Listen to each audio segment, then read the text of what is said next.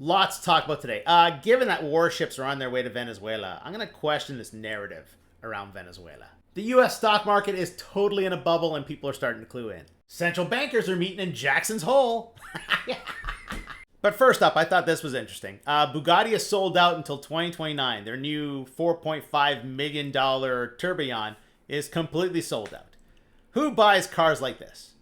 Two types of people. The first is the incredibly insecure, incredibly wealthy person who needs to have a car like this so that everyone can look at them and go, oh, wow, look at you. The second type is the investor who buys his car at retail and sells it to the first group for even more because they're that insecure that they're willing to pay even more money for it. Yeah, I know. Some of you are out there going, oh, well, if they gave you that car, you'd take it. I'd take it and I'd sell it. Because what do you do with this? It's full of electronics to keep you from hurting yourself. And hurting yourself is where all the fun is. Yeah, if it can't kill you, I'm not interested. All right, yeah, I know it's Jackson Hole, not Jackson's Hole. But still.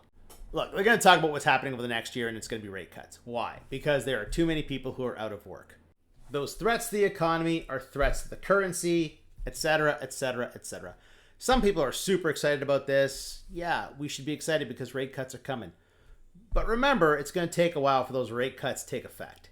All right, AI is totally in a bubble. Here's the house of cards right now, okay? So you pay $200 for an AI app. The AI app pays OpenAI $500 for tokens, $300 of which is covered by VC funding. Got it? Because you're paying $200 a year. But this $500, so an extra $300 has to come from somewhere. And venture capitalists pay for that.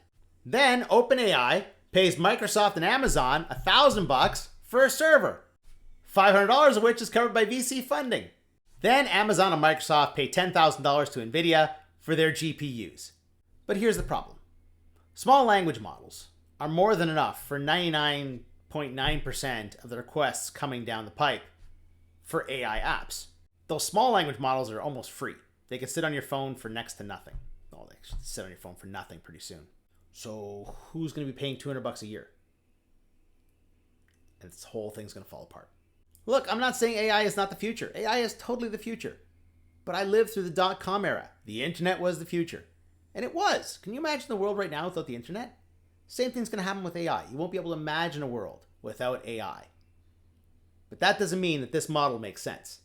Because this model doesn't make any sense. All right, warships are going to Venezuela. Is this bullshit or is this not bullshit? I'm calling bullshit. First up, they're saying it's because of this. But at the same time, the president's son, all the time. I think it's more about this. The money laundering. Why? Well, first up, from today, U.S. resumes imports of Venezuelan oil under new license to Chevron. Interesting. I wonder if Chevron knows there's an easy $50 million to be made. Remember, just a few years ago, Venezuela demands prepayment on spot oil sales after buyer defaults. Yeah, just a few years ago, 2022, they started demanding prepayment for oil shipments. Oil shipments like this. Now, they're saying before this system, people would fill their tanker full of oil and then take off and nobody would pay for it. And with that oil going to all sorts of places that are under U.S. sanctions, I am absolutely sure there was nothing criminal happening there at all. Remember, if you go to Venezuela, you have to use U.S. dollars to buy things. Nobody uses the currency of the country anymore.